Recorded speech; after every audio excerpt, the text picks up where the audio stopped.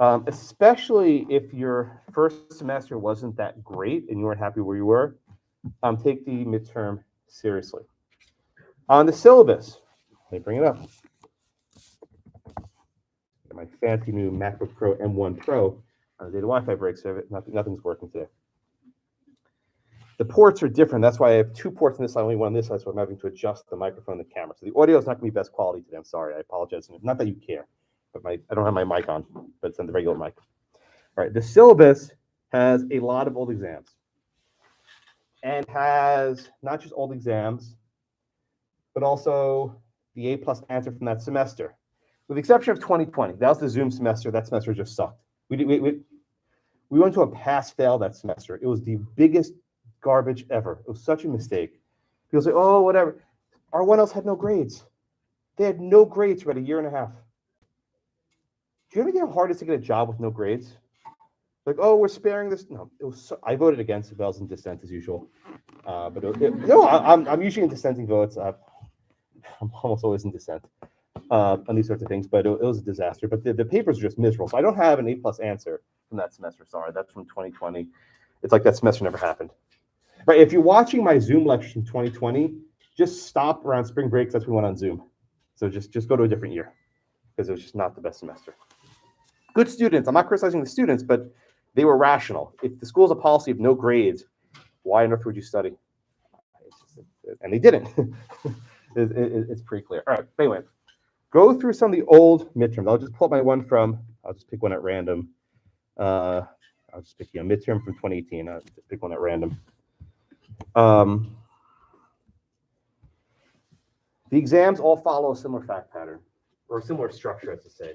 The midterm will be a single fact pattern with 5 subparts. Completely open book. You can whatever you want. It will not help you. I mean, it won't help you. Whatever you bring, it will not help you. If you find yourself during the midterm flipping through notes, you're probably going to run out of time. The only thing your notes are good for is like if you remember like the name of a case. What was the Fox case called? Or what were the 3 different cases cited in Hannah v. Peel? That might be useful. But the reason why your notes aren't useful is it's not going to be something about recalling cases. I give you a fact pattern. Okay, I give you a fact pattern. The fact pattern will be similar to something you've read before, but different. I take something we've discussed and sort of twist it. And I change up the facts, and I rearrange things. And I rearrange things in such a way that the holding of the case you read may not come out the same way. Often the court says, well, we reached this conclusion for X, Y, and Z. Okay, I'm changing X, Y, and Z. So maybe you have X and you have Z, but you don't have Y. And then what I need you to do, and what I expect you to do, is to explain the fact pattern here is similar to X versus Y, or the fact pattern here is distinguishable from X versus Y. Let me explain for you why. Just giving you the what the rule is might get you to a B, right? That's good. But what gets you to the A is the why. Why is this case coming out the way it is, right? So for example, this was a Harry Potter fact pattern. I remember this one from, I think the Langdell may have actually done this if you were at Langdell this past week. Catherine, she's excellent. She was actually a teacher too, which is a blessing for me. She actually has experience teaching. So please go to your Langdell with Catherine. She's excellent. She got an A in my class last year. I think she might have actually been in the Zoom semester. She was not in the Zoom semester. She was before Zoom or maybe after Zoom, but she actually had grades to have for her. So this one is a very complicated fact pattern. It involves an object flying around from one piece of property to another, burying into the ground. Just when you get a minute, just read this paragraph. This is from 2018, and you'll see the sort of depravity I have in mind for the exam. It's going to make your head hurt. There are 5 questions. If a word limit of roughly 1,000 words, that means each of the 5 parts is roughly 200 words. Get to know how to use a word count. For the midterm, you can just use Word, type it. I don't want to deal with the exam stuff. It creates more hassle than it's worth. But get to know how to use the exam software word count feature. It's your friend. Now, why do I give a word count? Right? Why do I give a word count? It's a matter of fairness. Some of you are capable of dumping everything you know onto the paper during the exam. I know who you are. I did it. And you're hoping, praying that you'll stumble to the right answer. If you just vomit onto the page Or as we say, throw a bucket of spaghetti onto the wall, something will stick. Not going to work here, my friends. Not going to work. With the word limit, I am going to force you to give me the right answer. I'm going to force you. Why? Because if you type everything new, you run out of words. And I stop reading at 1,000 words and you fail. Right? If you had 1,000 words for part 1, you're not going to get a good grade. I am forcing you with the word limit to give me the right answer and not give me everything you know. I am forcing you. Trust me, it works. I've done this for a very long time. People don't like it, but it works. Trust me, it's not about laziness. People say, "Oh, you're lazy." If I was lazy, I'd give you multiple choice. I just scan, try, and done. I don't do multiple choice. That's not what I don't like it. It's true. Sure, I hate multiple choice. I don't do well in them myself. In law school, my grades were like a level lower for any multiple choice exam. I hated them. All right. So you have 5 parts, roughly 200 words each. What does that mean? I don't need you to be reciting and copying stuff from your notes, right? If you have a rule statement in your notes, congratulations, that's lovely. It's in your notes. It's a notebook exam. What I want is the analysis, right? Anything that you're just copying from your notes is probably not going to get you good credit because you've done it in advance. I want you to write stuff that you don't have in your notes. Everyone get that point? It's a subtle point, but it's important. You guys can make the smartest outlines in the world and it will not help you at all. I don't care what you did outside. I want to know what you can do here. So this one says, oh, that's way too small. You can't read that. I'm sorry. Make that bigger. Discuss the strongest claims for Potter, Ron, Hermione for the snitch. Yeah, question 2. We have a conveyance. It's 2 sentences. Good luck with it, right? Identify and discuss the present, future interest in Blackacre. That means Ron has this present, Potter has this present, future. Go one at a time. There are 2 transactions. Make sure you separate them. Present and future interest, another question. You can't quite answer these yet. I think next week you'll be able to, but you at least can start thinking about them. Another for present, you're sensing a pattern, right? The midterm is very heavy on future and present interest because that's what we're just studying. And the last one, the part 5.1, is just sort of policy question. This is all students hate policy questions, but they're important. This is you think about why is the law the way it is, right? Why do we have this policy? What are the pros and cons, strengths and weaknesses? Explain why Holmes was right and wrong to say that we should abolish, old law. I want to do both sides. But most importantly, this is going to sound really obvious. Answer the damn question. Answer the damn question. The biggest reason why students lose points is they don't answer the question. They just read a question like, oh man, I don't know what to do. Let me just start talking about this issue in general. Let me just say things that are related to future interests, and then you're going to get no credit. Answer the damn question. All right, that's about all I want to say. I gave the similar spiel to my section in the afternoon. I want to make sure you're both on the same level. Questions? And your hand was up like 15 minutes ago. I'm sorry, in the back. Yeah, I just want to make sure that the midterm doesn't be directly. And what if it did? I'm sorry. And what if it did? Would that change differently how you study? Yeah. It would. What a wrong answer. What a terrible answer. I'm sorry. You shouldn't. I'm telling you very clearly, if you blow up the midterm, you're going to do poorly in the class. So if you don't care about your final grade, then that's a good strategy. Treat this as if it is grade. Treat it as if it is part of your grade. I can't. Unfortunately, due to the university policy, well, let me modify that. I can. Under the university policy, you're graded based on final exam. But there's a participation score. I have discretion to lower your score if you bomb the midterm. I've done it once or twice, not often. I've had people who just skip the midterm altogether. It's like, it doesn't count. Okay, I dunked the score down a bit. I'm not using it as a threat. In fact, I've done it maybe once or twice ever. I can remember once where a student he didn't show up, being no excuse. But treat this as if it does score you. I would love to change your university policy and make the midterm, let's say, 20% of your score. The reason why we don't have it, and it's a fair point, is that first semester 1Ls, there's a lot going on. And it's thought to be unfair to penalize you if you screw up your first 7 or 8 weeks of class. I don't think that rules for the second semester, though. That's my, I always teach property, which is a second semester course. But that's my perspective. Maybe I'm wrong. But treat this like it's graded. If you don't, then it's on you. And then don't come crying when you get a bad score. Yeah, Shadi. I missed it. When we're talking about policy rationale, Yes. if we have a plausible, if we disagree or, based on the fact, we're not necessarily thinking it's the exact same rationale for a particular case, is that a bad sign? Stay away from that? Or- I don't understand your question. Can you repeat it, please, or maybe say it a little bit We're talking about, differently? policy rationale, the reasons behind, are we kind of expected to mirror what the judges came up with? I'm expecting to answer the question. Right, so just look at this one, for example, right?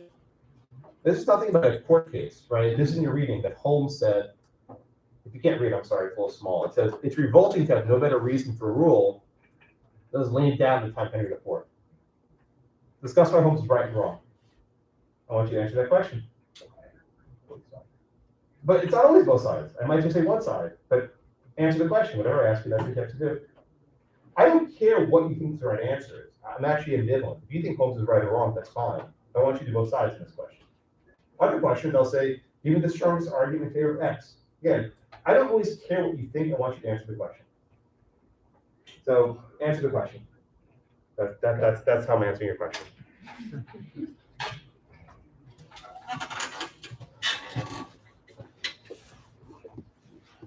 All right. So how many of you can access the clicker through your cellular network? Just about all of you? All right. So I'm going to go ahead and start doing poll questions. I was dreading because like, oh, I can't do the Wi-Fi. Okay, go 5G, then I think we'll be okay. No, look, I mean, it's a reasonable thing to if you don't have, the school provides a network, the schools have a network for you, then it's not your fault. But I just want to make sure everyone has it, or at least enough of you have it. All right, let's do some questions, and these are repeats. Again, if this isn't clicking with you, come talk to me soon, because the midterms have a lot of these future interest questions, okay? All right, so let's try question number 1A. Again, this is just review. This is just review. This is not new. From O to A for life, and to D for life. Here's question 1A, please. What interest does B have? Maybe my laptop so fast it broke the school's network. I don't know. It's really fast. Okay. All right, another 15 seconds.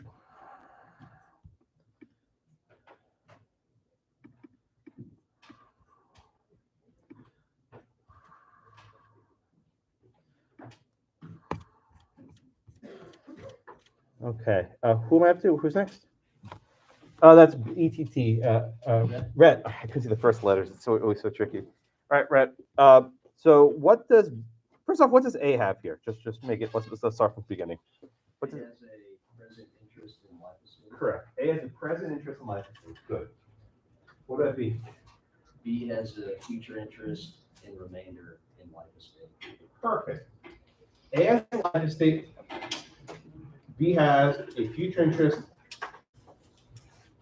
in remainder in life estate. And let me make this bigger. The font size is a little bit off. Okay. Everyone can see that okay in the back? Yeah? Okay. So that's correct. B has a future interest in remainder in life estate. Okay. And how do you know it's remainder, Rhett, and not reversion? B is a third party with future interest. And it follows a, Transfer. no, it follows a, what's the difference between remainder? Trust me, I keep beating this drum, and you keep not doing it, that's why I keep beating it. What's the difference between remainder? Pick your nuts. It's a, I know it deals with the third party. Yeah, everyone always remembers that part. I remember the other part, which is obvious. You got it right. You just actually say it out loud. You don't remember? I don't remember the term. Do you have it in your notes what the definition of remainder is? I have it in my notes. Is it in your head memorized yet? No. Should be. Tiffany, what's the definition of remainder? Is future interest in And and goes to a third party. correct. You did it internally. You did it in your head. You knew exactly what it was. But there are other future interests that go to third parties that are not remainders. That's what makes it a big deal. There are other future interests that do not, I'm sorry, that go to a third party that are not remainders. You need to say after life estate and go to a third party. If you don't do that, next week you're lost. Just trust me this one. Okay, so Tiffany, okay, she said it, right? The remainder is a future interest that follows a life estate goes to a third party. All right? Good? Let's do question 1B. What interest does O have?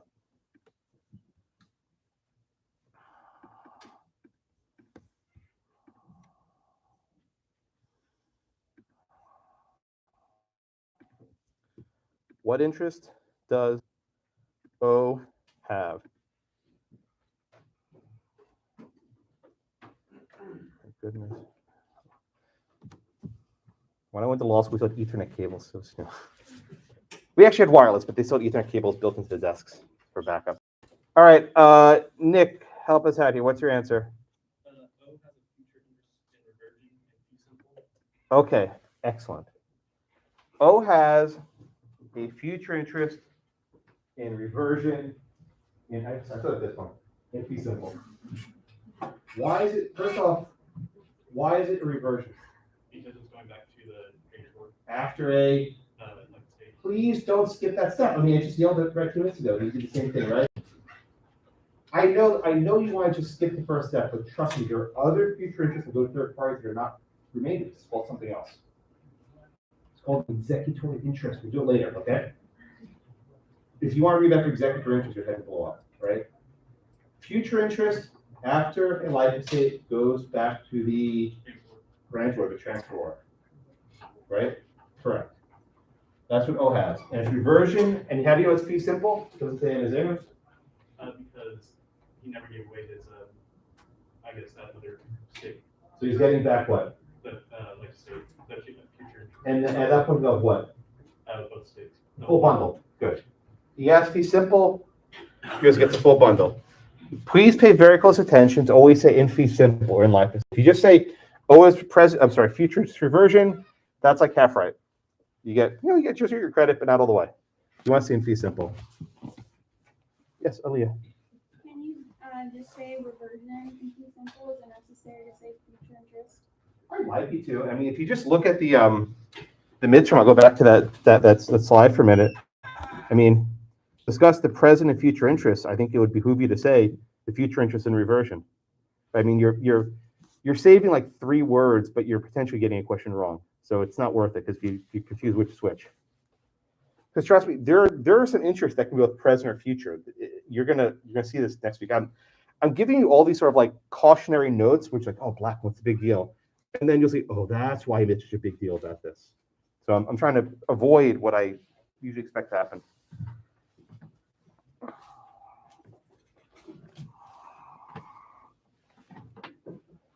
All right, questions?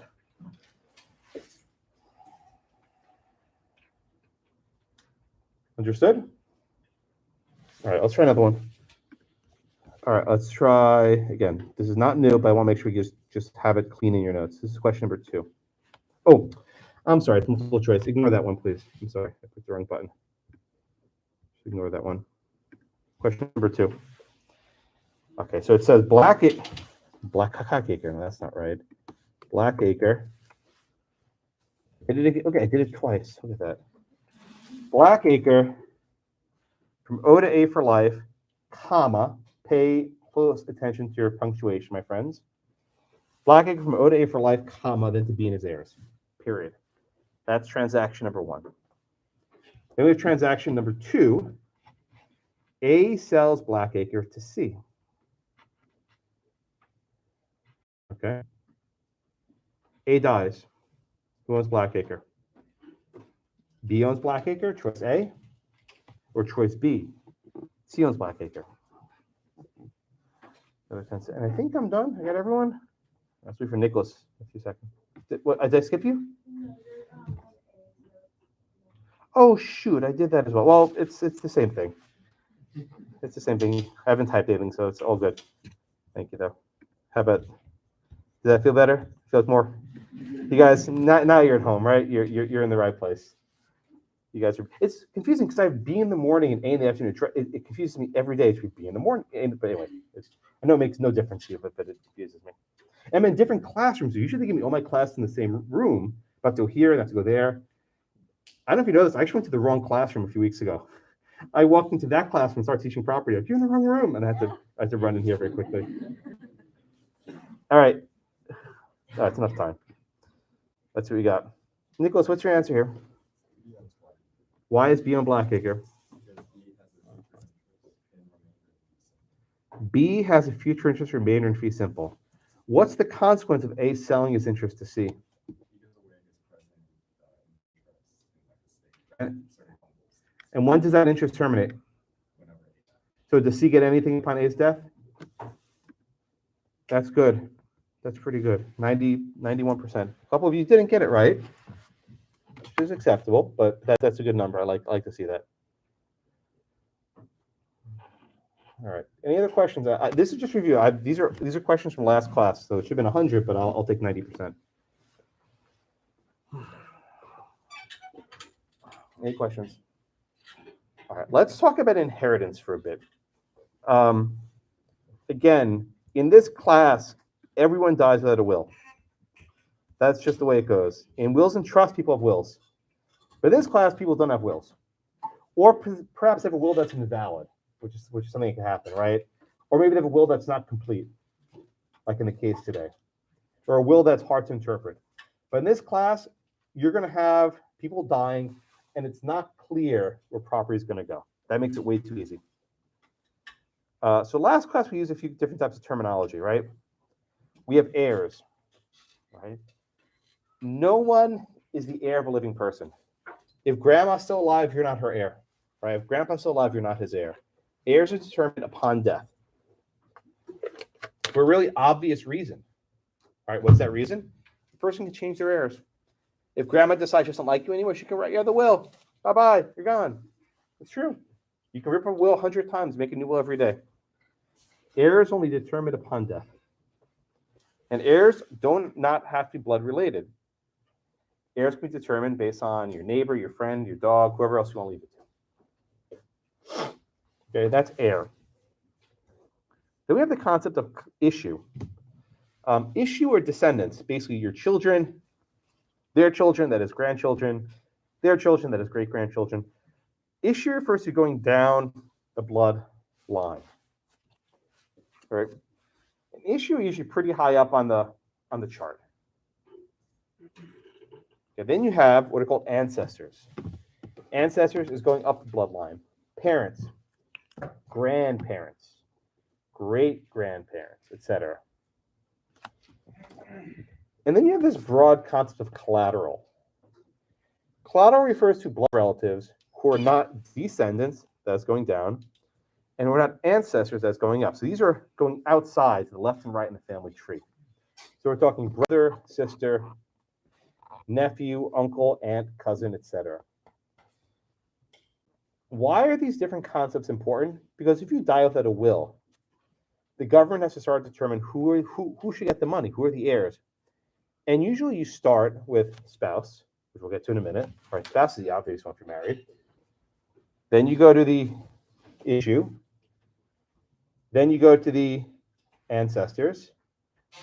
And then you go to collateral. So you have this kind of hierarchy of family members of who gets what. Spouse always takes first, right? The spouse always gets something. And then comes the issue, the kids. And then maybe they go to the ancestors if the person's not married, has no kids. And then let's say the person has no ancestors, and they go to collateral. And once you go to collateral, it's as far as you need to go. You find someone to inherit the property. Someone's got to get it.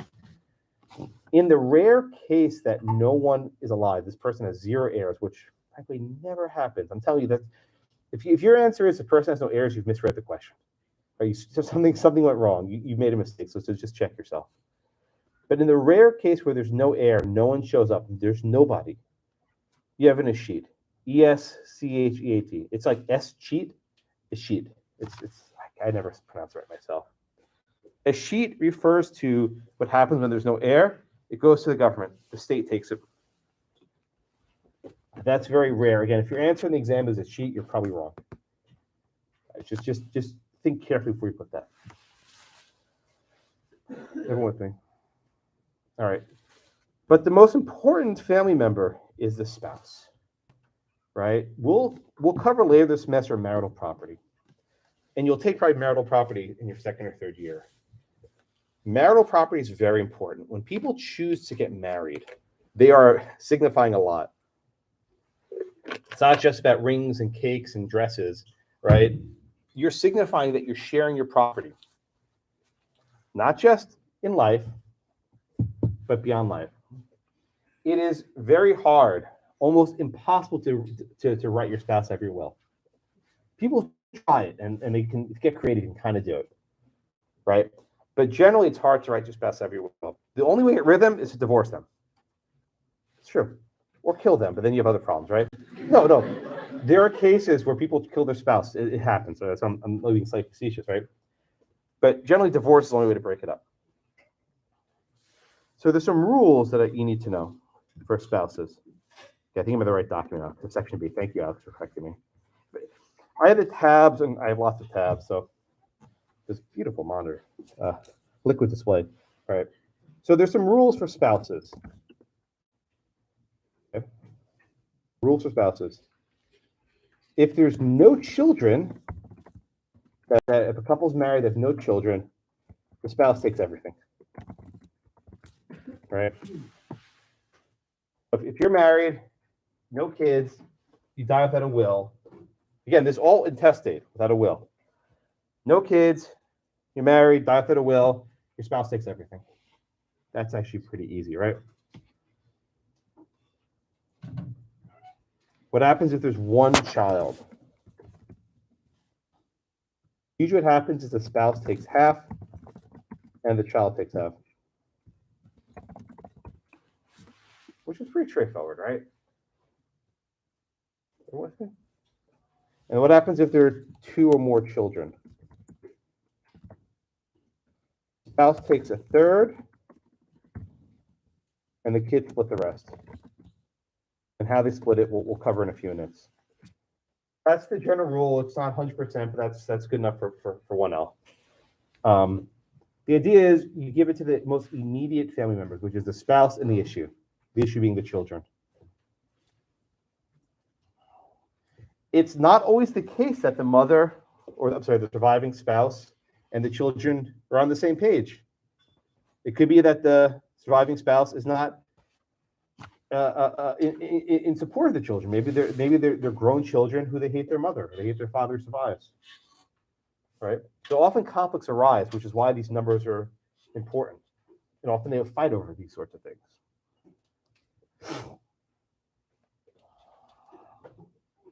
Hey, everybody with me? Yes, Brianna. Oh, I'm sorry. I saw Brianna's tag there. I'm sorry.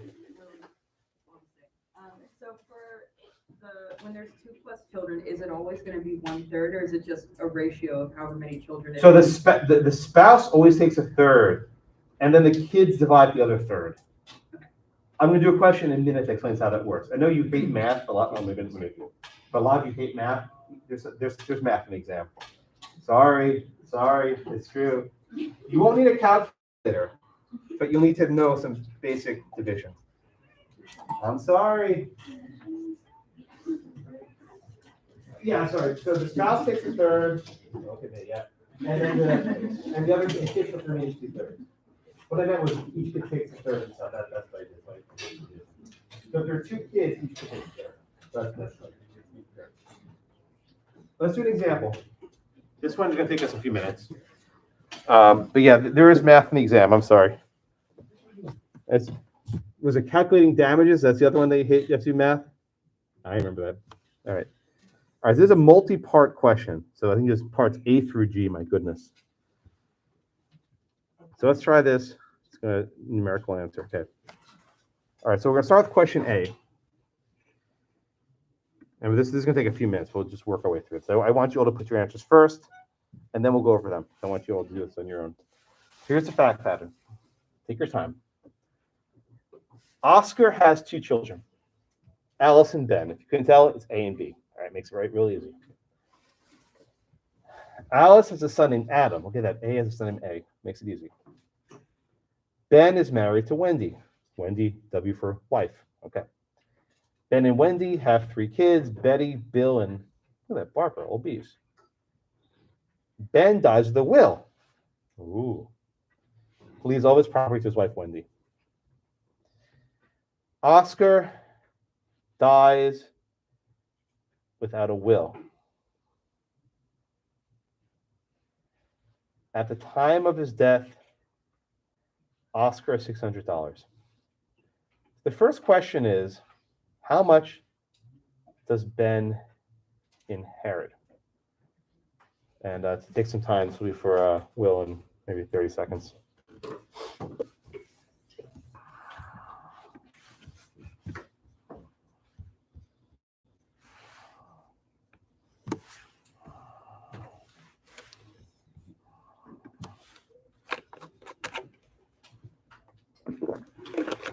All right. Oh, maybe I need more time. We'll take more time. Put your answers in for Ben, for B.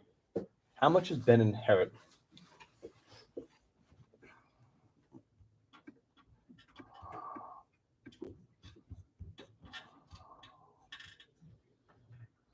Give me another 15 seconds. Yeah. I don't want no questions. Answer the question. You're gonna give it away if you say any more. I knew you were gonna say it. Don't say it. Answer the damn question. It's true. All right. I'm gonna stop it here. All right. Well, how much does Ben inherit? Zero. The answer is 0. The answer is 0. This is why I was sort of, I didn't want to answer your question more. The answer is 0. Some of you put something other than 0. 25% of you put 0. Half you put 0. Some of you put 0.500. I don't know what you're doing, right? The answer here is 0. The answer here is 0. Will, why is the answer 0? He's dead. With these questions, pay very close attention to the sequencing, right? I said over here in this bullet, he dies. And the next bullet, Oscar dies. A dead person cannot inherit property. A dead person cannot inherit property. Everyone get that? Amar, was that your question? What was your question?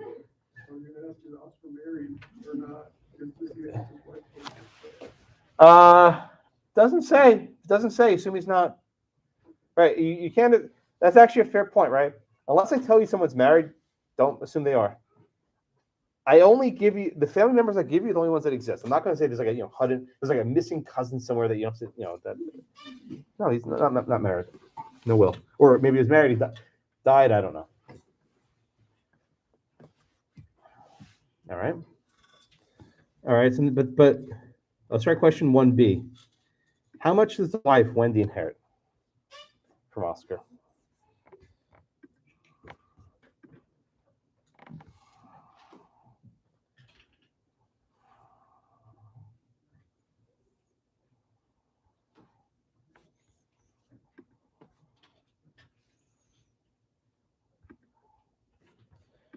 All right, let's see. Let's do for Marissa in about 10 seconds. You knew you were next. I know.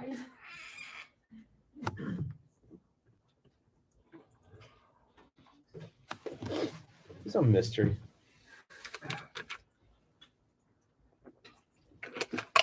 All right, you ready, Marissa? I think I got 60-something answers. We almost critical mass.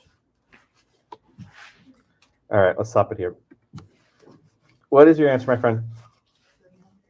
I'm sorry?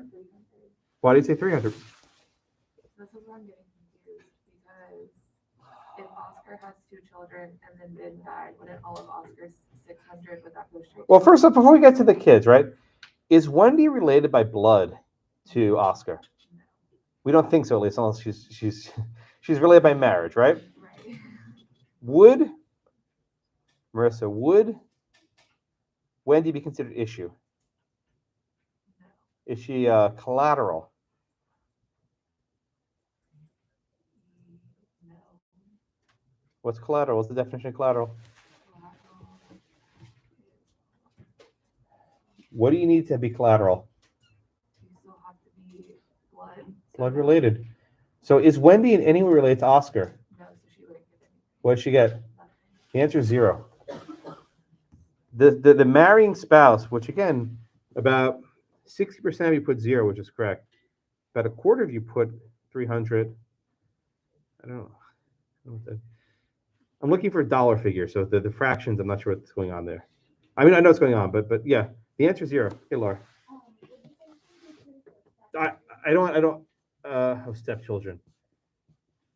Stepchildren are not real, well, let me do the kids first. I'll come back to your question. Like, ask me like in 5 minutes, okay? I have an answer, but I don't want to do it quite yet. Stepchildren are actually trickier. I'll do it later. Everyone see when the answer is 0. Courtney.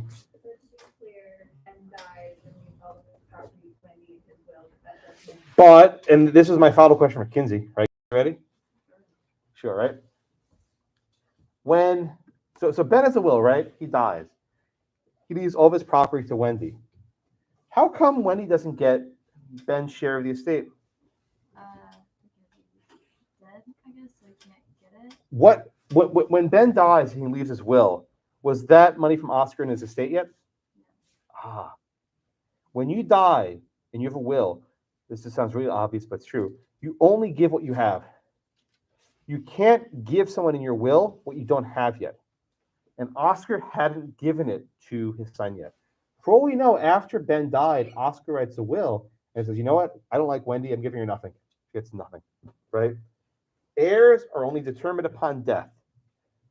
Ben was not an heir yet because his father was still alive. So it doesn't matter, right? This is kind of like almost like a trick, if you will. The fact that Ben wrote a will and gave it loving his wife does not have any bearing on this question. Everyone with me? You gotta raise your hand. Sequencing matters. Same with future interest. The sequencing really does matter. All right. Let's do number C, or not the number, letter C. Letter C. How much does Alice get?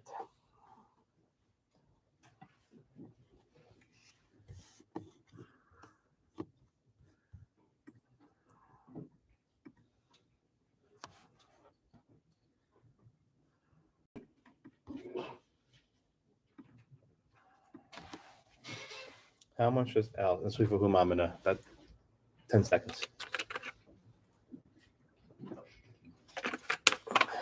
And by the way, this question's in your book. It's on page 20 something.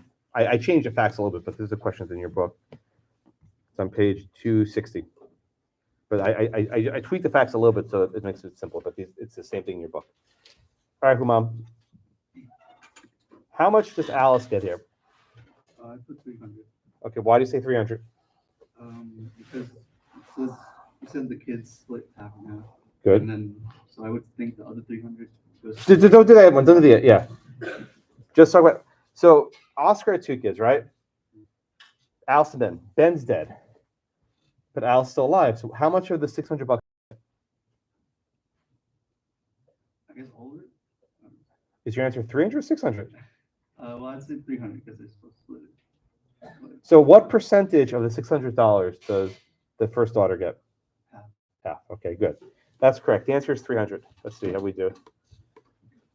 See, that's about 50-50, but half you put you gets everything. That's not correct. I'll explain why it's not correct in a minute. There were 2 kids, right? There were 2 kids. If both kids were still alive, Alice would get half, $300, and Ben would get half, the other $300. The fact that Ben died doesn't change Alice's share, right? Alice's share stays the same. Alice still gets $300. And then we have to ask what happens to the remaining amount. For the next question. Okay, so let's talk about Adam, right? Again, Adam is Alice's son. What does Adam get? Oh, I don't want that to be visible. Sorry. What does Adam get? What does Adam get?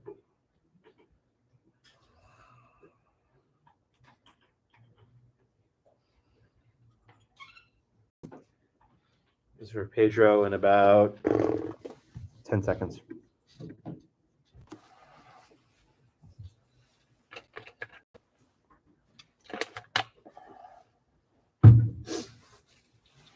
right, Pedro, let's stop it here. What does Adam get? Adam gets 0 Why does Adam get 0? because Alice is still alive. That's correct. The answer here is 0, which most of you got right. Adam, poor Adam gets 0. Why? Because the issue, the descendant of Oscar is still alive. His mother gets everything, or not everything, but gets the entire share that she's entitled to. Adam would only inherit if his mother was dead. But so long as his mother's alive, Adam gets 0. Everyone get that? Yes. Everyone get that?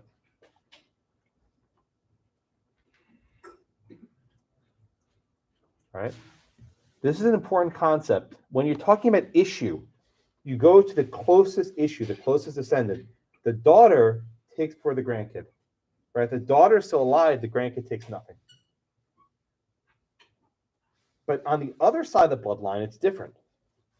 Ben died. Ben died. But there are 3 grandchildren. There's Betty, Bill, and Barbara. Remember, Alice had $300, which means there's a total of $300 remaining. How much does Betty inherit? This is question E. See for Christina in about 30 seconds.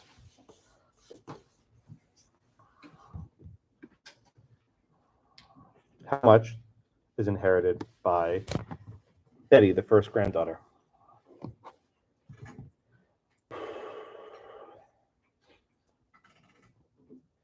Another 5 seconds.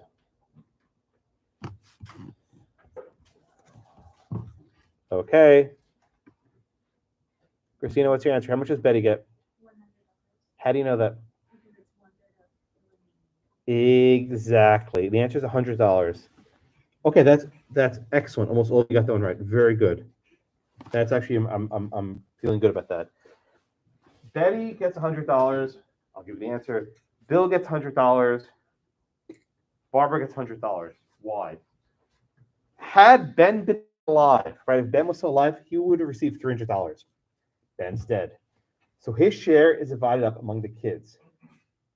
They split it 3 ways. There are 3 kids, he split $300. It's actually called persterpes. You'll see this phrase in Wills and Trust. Persterpes. It literally means according to the stripes, right, or the branches.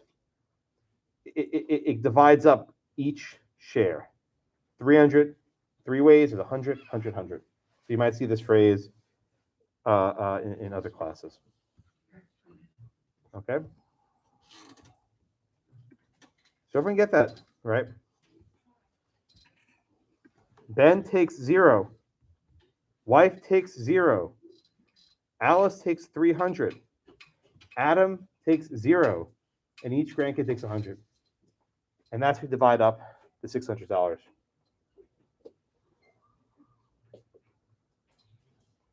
Now, Laura asked a good question, which I wasn't quite ready for. I'll do it now.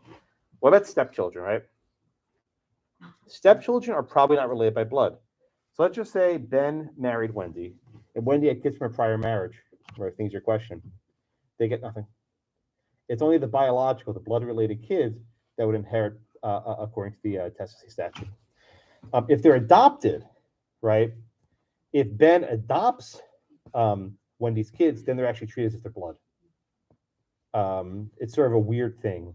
But if they're just, they're just a stepkid, they're married. But if they're adopted, they're treated as if they're real blood. Yeah. Unless Oscar legally adopted them, they're not his children. Right? We call people stepchildren. It's not really a thing. Right? That just means, you married someone who had kids, but they're not your kids unless you legally adopt them. And you can adopt them of any age. There's no limit on adoption. You can, there have been cases where like people adopted their this might be TMI, but it's true. Before same-sex marriage was legal, often one partner would adopt the other partner to make sure he inherited everything. Basically, he would adopt his partner, It was done. It was basically a workaround so that would be treated as a blood relative. According. Does it matter if like the spouses are separated and have been together for a long time? Doesn't matter. I mean, the law doesn't care about love, right? It cares about blood, which is kind of gross, but that's really what matters. You can't change your blood. If you're blood relative, you're blood relative. Unless like you write a will and say, I don't want to give it to my son, which is what happens in the first case. I said, I don't like my daughter. There's a bunch of worthless ingrates, right? You can do that. I saw a hand there. Yeah, Amar. So would half siblings also have perhaps siblings? Louder. Half siblings? What's a half sibling? That unless they're not blood though, if they're half sibling. Oh, you mean so Ben and Wendy had a kid together? Yeah. Well, then that's another kid. That's like Bob and Betty and Bill. Right, but stepkids is a different story because they're not from the same biological parents. They're the same bloodline. Yes, Tatiana? Good question. We'll do common law marriage later this semester. In Texas has the most liberal common law marriage laws in the country. In Texas, if you hold yourselves out as married and people think you are, that's enough. You're married and you're a spouse. Congratulations. We'll do that later. Yeah, Will. So the rule pretty much not. Abolished 300 years ago. Abolished in the 1700s. 200 years ago. I can't count, but a long time ago. Everyone get this example? If you don't get this example, just go back to these numbers again. Again, it's on page 260 in your book. I just changed the facts a little bit, but this is in your book. I just got the 10th edition of the case book, and they took out so many cases. So the white versus brown case, they took out of the book. For the last time I'm teaching, I'm actually saying I like this case. It's sad. Every 4 or 5 years, they just make a new book to make more money. Look, I have a case book, so I know it works. You need a book every 4 or 5 years. Why? To dry up the used inventory. Right? Because by the time a book's been out 4 or 5 years, there's so many used books, you don't need to buy a new one. How many of you have used books? Just curious. Oh, it's almost the entire class. Next year, none of you will have it because they're all brand new editions. And they will not sell used books. The used market dries up. It's funny. I'm a case book publisher, so I'm guilty of this, but it's a very distinct model that exists. You get down the hierarchy to like collateral. How do you determine who gets get multiple? There are really complex formulas I don't want to teach you. Okay. Right? Cousins take this, nephews take this. There's math, right? You have to divide up. So where does this actually matter? This happened to a student of mine. He sat right there maybe 6 or 7 years ago. He was from a family in West Texas, and there was land that was in the family that no one cared about, and they suddenly discovered oil, and then they cared about it.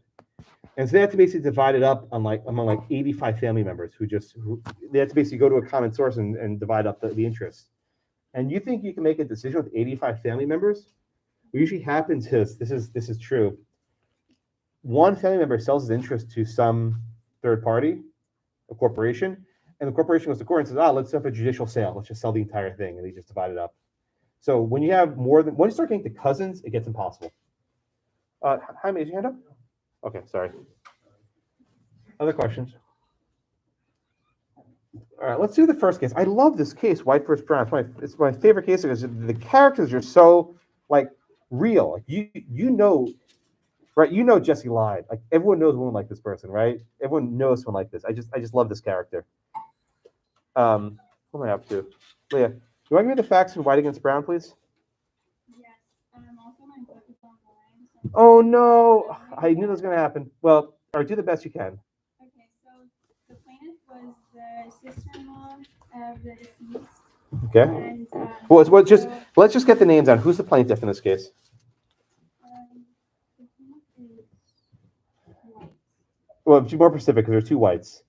What's her first? Just use first names. It makes the case easier.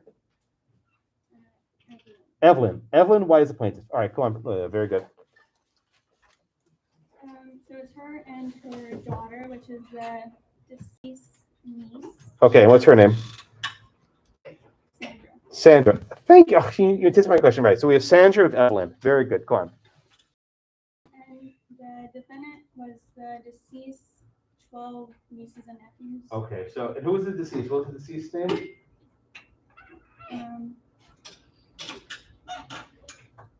The old woman who wrote the will? Jesse. Jesse, excellent. Thank you so much, Leah. Very good. All right, so we have just a few people. Let's keep our people straight, right? We have Jesse. She owned the house. She had a bunch of nieces and nephews, but no children. Then you had Evelyn. Evelyn is a sister-in-law. And you have Sandra, who's Evelyn's daughter. Okay? A sister-in-law is not collateral because related by marriage. A niece is collateral because they're related by blood. Everyone get that, right? A sister-in-law is not collateral. They're not related by blood, by marriage. But the niece does have blood. So the niece would stand to benefit. So then in April 72, Jessie writes a will. And she writes it in hand. She writes it with her hand. This is called a holographic will. Holographic will. You think of, you ever see like Avengers Endgame, it's nothing cool like that, with like, just graphics floating in the air. Holographic will just means written by hand. That's what's called. Hope we got that. All right, so there are 4 paragraphs, or at least 4 relevant paragraphs. Paragraph 1, it says, I appoint my niece Sandra White Perry to be the executrix of my estate. An executrix is just a female executor. All right, first paragraph is pretty straightforward. Second paragraph, I wish Evelyn White to have my home to live in and not to be sold. And she underlined not, underlined sold. Third paragraph, I also leave my personal property to Sandra White Perry. Okay, that's the niece. Right, again, so she gave the house to the sister-in-law and the personal property to the niece. What's personal property? Furniture, pianos, right? Books, jewelry, like things you can move around. That's what personal property is. And the last paragraph, this woman is intent. My property, my house is not to be sold. We all know someone like that, right? When she says it, she means it. All right, Jen, help us out here, right? So you're a reasonably prudent person, right? I think so. I think we all are. We're in trouble, right? If you were just to forget law school, right? You never went to law school. Think back to last year when your life was normal, right? If you were just a random person on the street and you read these paragraphs 1 through 4, how would you describe Jesse's intent? Just in plain English, forget law school. How you're plain, you're a regular human being. She wants Evelyn to live at the house, and everything else to go to her niece, Sandra, but she doesn't want her house. Say that again, one more time. She wants Evelyn to live in her house. Okay. Sandra to have all her personal property. Okay. And for her house. All right, and then what do you think Evelyn wanted to happen upon Sandra's death? She wanted to have, I assume, ownership of the home. Well, no, Evelyn's dead though. I mean, Jesse's dead. So upon Evelyn's death, what did Jesse intend? Sandra to have. Sandra, or who else? And her nieces. How do you know that? It's stated here in the case that the 12 nieces and nephews that were requested for heirs and all. He wanted them to. Okay, so the idea is, so now, Brianna, let me go back. So now, we heard from Jen. Do you agree with her? If you're just a random person, you get the same reading that she had? Yeah. Okay, so now you're in law school, your graduation's your what now? Had Jessie hired a lawyer, right? She didn't. She did this by herself. But Brianna, if you were Jessie's lawyer, what would you have written down in this will? What would you have wanted to give to Miss Evelyn? I would probably say I give Miss Evelyn I give her a present interest in fee simple in the house. Do you think that's what Miss Jessie wanted, though? Do you think Jessie wanted to give her a fee simple, assuming we explained to her what a fee simple is? Probably not, because she did limit her control over it, saying that she can't have it sold. So again, you're her lawyer, you're advising her. What do you think you would advise her to give Miss Evelyn? I would give her a present interest in life estate of the house. I think that's right. Sophia, do you agree? If you were the lawyer for Miss Evelyn, knowing what her intent was, right? In other words, she wrote this on a piece of paper and said, lawyer, make this legal, right? What would you give her? Would you give her a fee simple or a life estate? Life estate. I think that's right. Does everyone agree? They would think fee simple. I'm open to I think Graham and Sophia are correct, right? I think they're exactly correct. If I had a client who walked to my office and gave me this on a piece of paper and said, make this legal, right? Put this in formal language, I'd say, okay, fine. We'll give Miss Evelyn life estate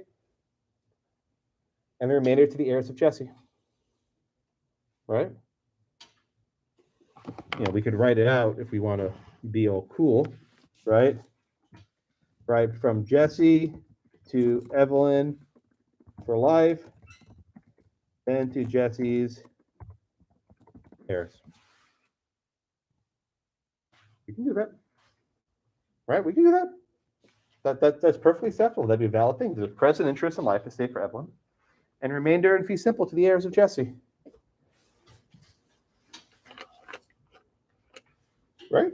I think that's pretty clear. And I think that answer is even clearer because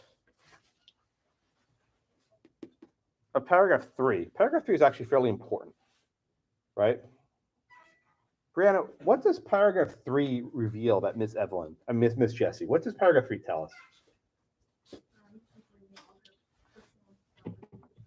And she knew how to give all of her property to someone, right? She understood how to make a complete gift. But in paragraph 1, or paragraph 2, was she giving a complete gift to Miss Evelyn? Or a partial gift? Partial. Why is it partial?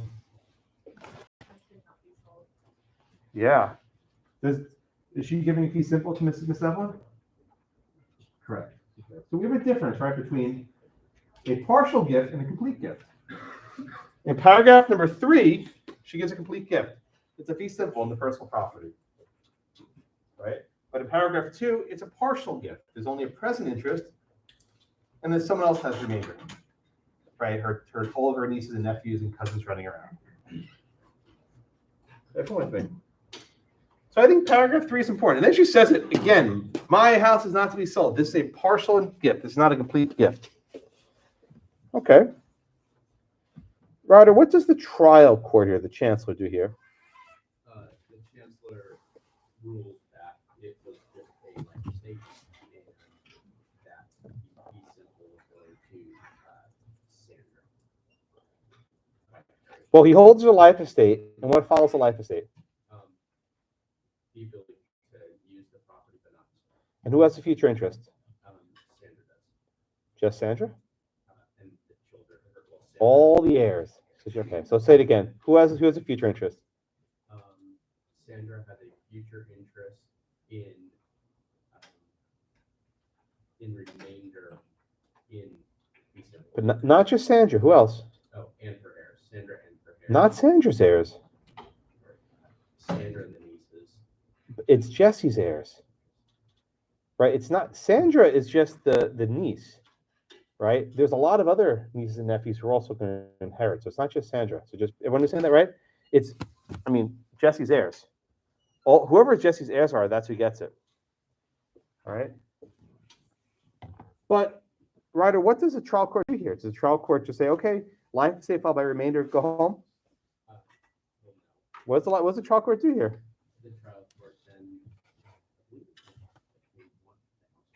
Why? Why are they selling it? Why can't they just let the thing play out? Why can't they just let her have her life estate and just move on? The entire point of this woman's will is my house is not to be sold. And what does the judge do?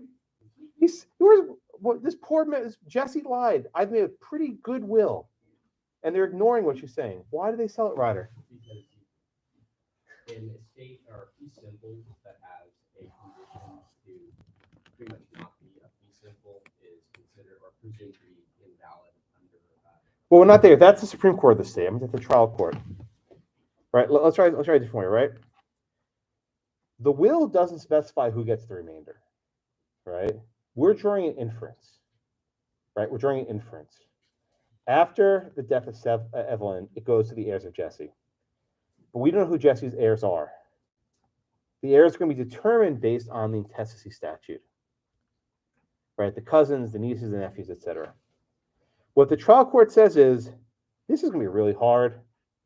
Let's just cut to the chase and sell the damn thing, get it over with. No one actually wants this house. Even though she said in big letters, my house is not to be sold.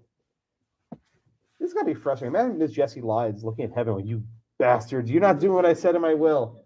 But just think about this, right? She's dead.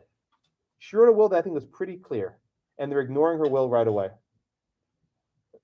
This is why probate law is so difficult. This is why we want written wills have witnesses, so we know what the person intended. And even when we know what they intended, we ignore it anyway. It's not awful. No one's representing Jesse's interests. No one. I love this case. I'm actually very sad they're getting rid of him. I'm going to miss this case. You get attached to cases, you get into it. All right. So then this goes to the state Supreme Court. Laura, what does the state Supreme Court do?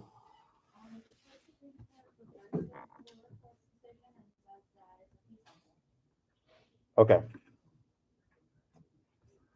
All right. Let's just break this down one step at a time, right? We all agree. I asked Brianna, Sophia, this is a life estate, right? Do you agree it's a life estate, or should be? That's her intent? Okay, then Laura, help us out here. Why does the state Supreme Court say, yeah, never mind, we're gonna make this fee simple? I don't know, why did you use the fee simple? Because there was a fee simple and that, the plaintiff had meant to put a restraint on alienation, and that's against public policy. Oh, you got me the right answer. Very good. Okay. You gave me the exact right answer. Very good. So courts do this weird thing. If they come across a will that they don't like, they take it's blue. They take a blue pencil, right? It was a complete chance. I had a blue thing in my pen. They basically take a blue pencil and they cross it out. They rewrite the will. Miss Jessie's dead. She can't come back and say, that's not what I wanted. But the court says, the will as written violates public policy. Therefore, we're going to just rewrite it.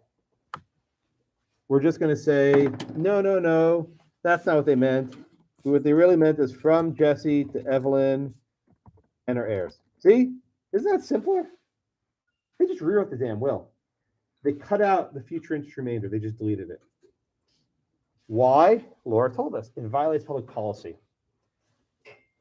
There's something called Alienation. It was actually a TV show in the 80s. Remember that show, Alienation? It was a pun. It was Alien Nation. It was a nation of aliens who lived in the United States. Whatever. Right? But to alienate means to convey property, right? To transfer property. Right? To transfer property. The law likes property that can be transferred. But Ms. Jessie did something different. She said my property can't be transferred. Miss Evelyn's stuck with it for life. Whether she wants it or not, she can no longer sell it. No one can sell that land until Evelyn dies. And the court says, we're not going to allow this. Property must be sold if it wants to be sold. So the court struck out the condition, and they just gave a fee simple over to Miss Evelyn.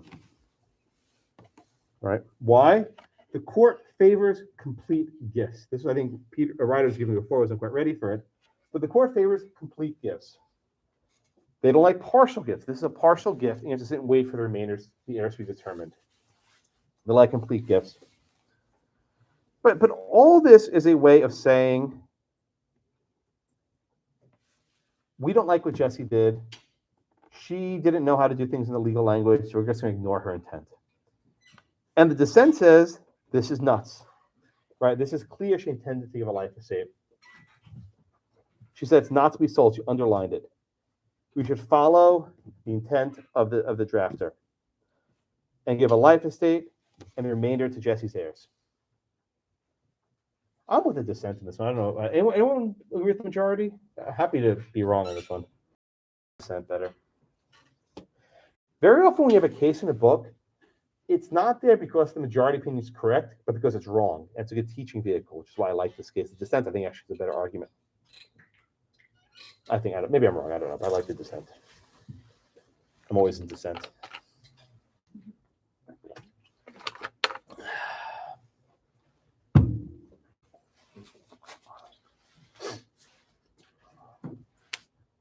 Alrighty. Questions?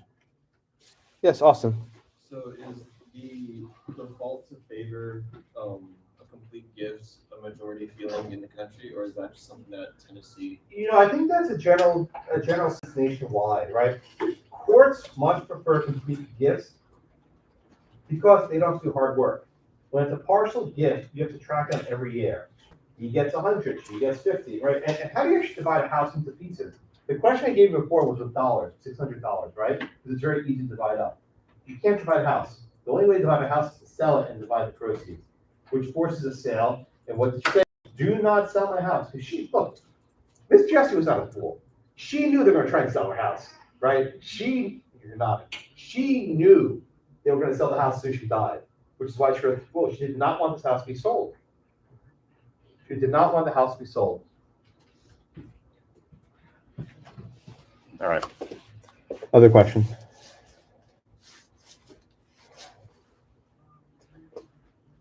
All right. I like this case. I'm actually so sad. This is the last time. All right. Well, next time. All right. The next case is Sticker. I love this case also. Baker vs. Weed. The facts of these cases are just so rich. You can just you can relate to these people, these characters. I always relate to them. I don't know why. This one, not sure why I relate at all, but I do. All right. Jackie, let's go to Mississippi for a bit. Give me the facts in Baker versus Wheaton, please. Okay, so in this case, so John Whedon marries Lula Edwards and has children with her. Yes. And divorces Lula, doesn't like the children.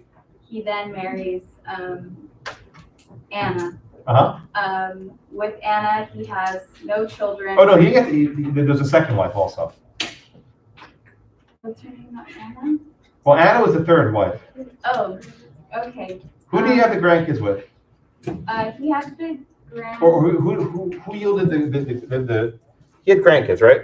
Yes. Okay. Where did the grandkids come from? Ella. Okay. Yes. He had, child named Rachel. I'm confused. Let me clean this up. We're getting confused. Okay. You're mostly right.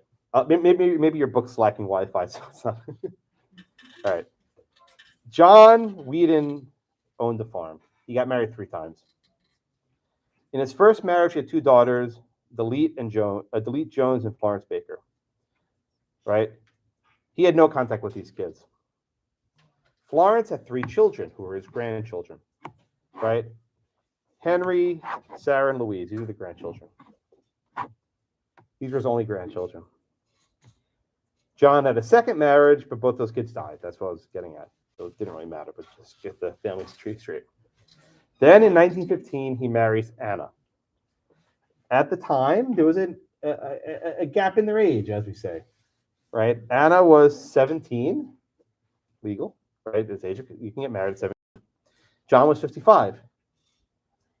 Right? So you think of the was it Newman versus Boss, where the guy was 50 years older than his girlfriend. It happens. But they had a good relationship, apparently. She worked in the farm. She helped with the cows and the soil and this other things. But they had no children. All right? So, Kendall, 10 years later, John drafts a will. Okay? Walk me, please, through that will. So there was 4 elements. Okay, give me the 4.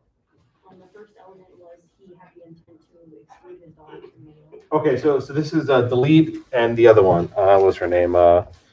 Florence. Okay. So he's like, daughters, screw you. You aren't good to me. You are not in my will. You're getting nothing. And you can do that. You can write your blood relatives out of your will. No problem. Go on. And then the second part was he intended to provide for his wife Anna. He gave her all of his property. All of his personal property? Yeah. Okay. So is that a fee simple gift? The personal property? The personal property. I thought it was during her life. Oh. What do you call that, Kendall?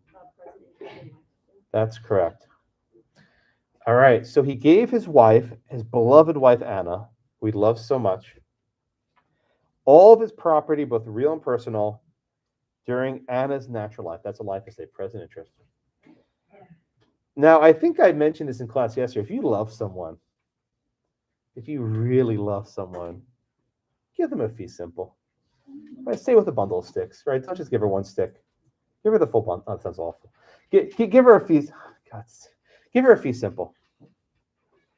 Right? Abby, what happened in the will after Anna's death? In other words, what's the future interest here?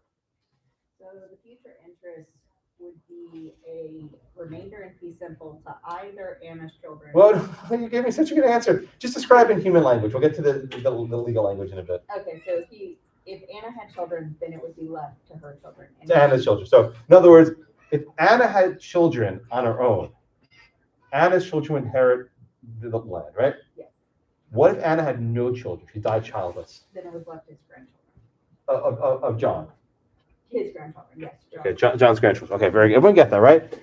So this is an incentive for Anna to have kids, right? It's like, okay, you not having kids with me, maybe it was the husband's fault, but sometimes it's not. Maybe she just wasn't capable of bearing children. It happens. But it's like, okay, look, I love you so much. I want you to have kids. I really want you to have kids. I'm giving you an incentive to have kids. So that's your kid's gonna own some property one day. If you don't, they get nothing. It goes to my grandkids. I mean, this is like, it's just a very weird gift. It's like, did he really love this woman? Or did he really just want to have kids, want her to have kids? I don't know. Okay. John dies a couple years later. Still no kids. Anna remarries.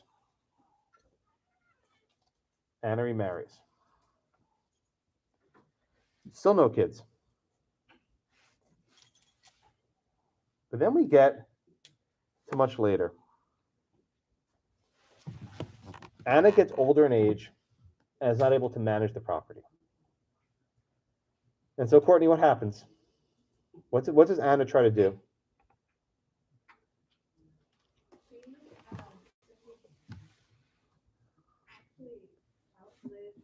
I know she outlives, but what happens? Yeah, what happens with Anna? What happens? But she, What does Anna want to do? Well, if you could ask Anna, we want you to do X. What would you want to do with this property? she wanted to be able to sell the property. She wants to be able to sell it, but why can't she sell it? Because she only, there's still a future interest for Correct. the grandchildren. Good. Would anyone buy this property from Anna knowing she only has a life estate? No. Why? Because when she dies, the grandchildren. The grandchildren gets it, or who someone else gets it? With Anna's children, right? If Anna's kids, her kids get it. But isn't Anna like 70? Does that matter? No. Was property presumed? It presumes that you can have children at any point. Yes, this is a fertile octogenarian situation. We presume anyone of any age can have children. We presume anyone of any age can have children. That's presumption. It's true. I mean, that's not actually true, but that's what we presume. So at any point, Anna could have kids. Why does this matter? Okay, why does this matter? No one is going to buy a life estate. They're only going to rent it, maybe for a year at a time. Because if you purchase a life estate, you can get burned. Because either the grandkids will get it or Anna's kids will get it. There's a remainder, right? I'm not going to do this now, but I want to plant the seed in your head. There are two remainders, aren't there? There are two remainders, aren't there? The grandchildren have a remainder because it follows a life estate. It goes to a third party. And Anna's children have a remainder. Follows a life estate, goes to a third party. But wait a minute, Josh. Her kids aren't born yet. How can a person not yet born have a remainder? They can. They can. I'm not even going to explain to you how this works, but just put this in your notes. There are two remainders. Both Anna's kids have a remainder, and the grandkids have a remainder. They both have remainders. We'll explain that to you later, next week. This is why I'm beating you up to clarify what a remainder is. Okay? So look, Anna wants to sell the land. Tatiana, if you were the grandkids, right? I think you live in New Jersey, I think. or some, I think in Jersey, right? Do you think they really care about this farm in Mississippi? Do they want to go there and harvest crops? I don't want to do on a farm. They didn't know about it. What happened when they found out about it, though? What did they start thinking?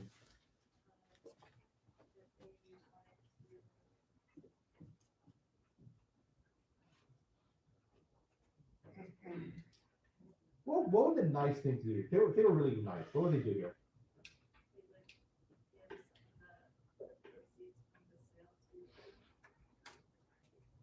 But they don't do that, do they?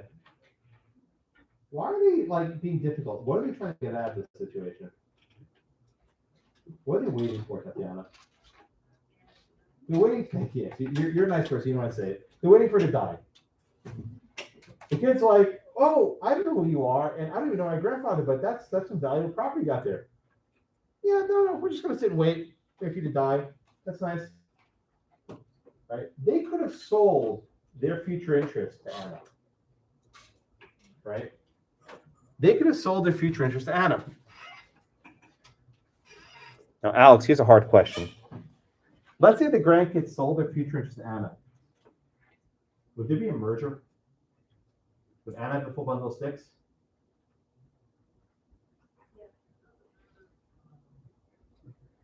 What happens to Anna's kids? Ooh. Are different? Revise your answer. If the grandkids gave their remainder to Miss Anna, would she have the full bundle of sticks?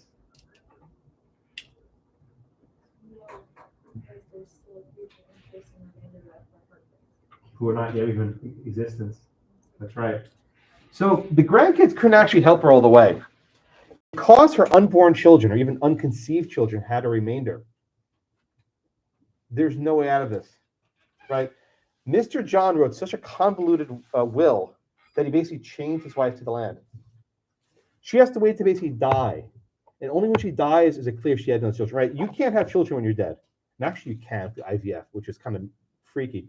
But let's say a man impregnates a woman, right? And then the man dies before the child's born.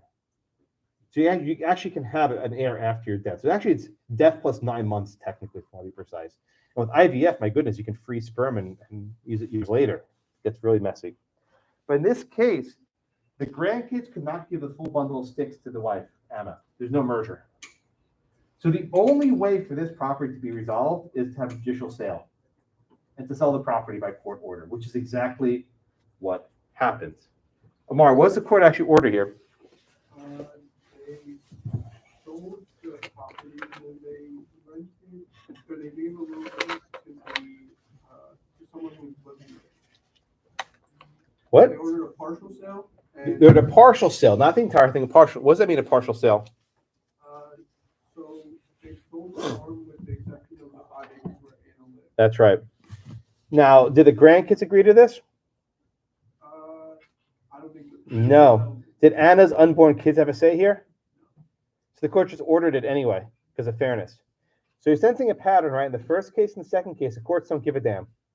The court says, you know what? This is too hard. Let's just order a sale and be done with it. So when people write imprecise or unclear or difficult wills, the courts just sort of disregard them. Isn't that kind of weird, right? You study contracts, but you didn't enforce the word or the intent, right, of the drafter. And it's like, whatever, we're going to do this anyway. Courts do not like partial gifts. This is maybe Austin's question a minute ago. This court is saying they want a complete gift. They don't want a partial gift. They basically said, we're going to treat this as if it's be simple for Anna, we're going to sell it. And then we're going to just give some money to the grandkids as a fee. Anna's kids, which I don't think she ever had any kids, but they would have got nothing.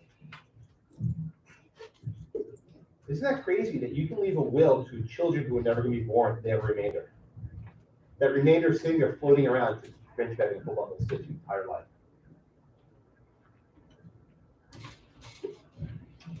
All right, if we'll get the holding in Baker.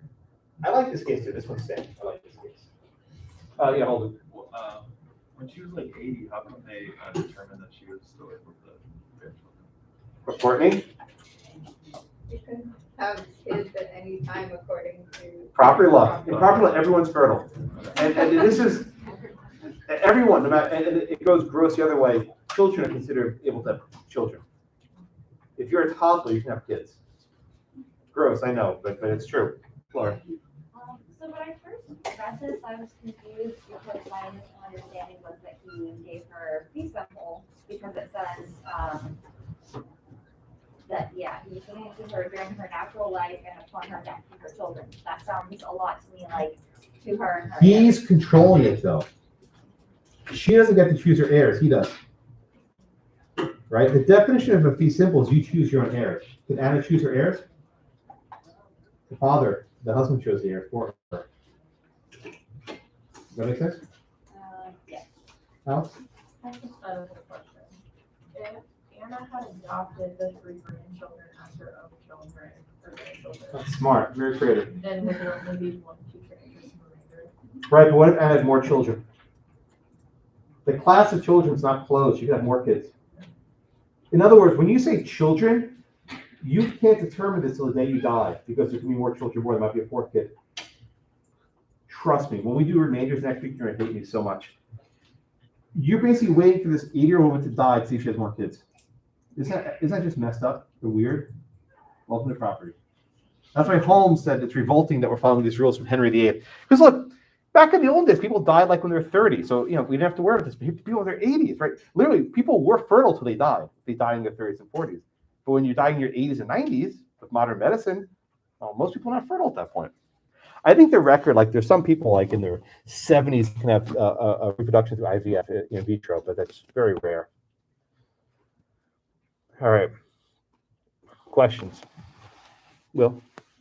Just double check you do not have to use About what? about ways. You can skim that. Don't worry about it. All right, let me wrap up. I'll turn the exit poll on. All right, so we have our future interest, present interest. We have a fee simple and a life estate. And then we have the future interest remainder and reversion. Right? Remainders will become very, very difficult. Precisely because we have different ways of defining them. A remainder could be for a person who's alive or perhaps not even alive. But ultimately, when you actually get to court cases, the court's like, this is hard, we don't care, just sell the damn thing. Right? So all of you struggling to figure out these present future interests, you get to court and says, yeah, never mind, we're going to just ignore it. Which is just a weird way that these cases are resolved. All right, I'll be in my office. If you want to stop by, have a wonderful day. I have Wi-Fi, I'm happy. All right, see you later.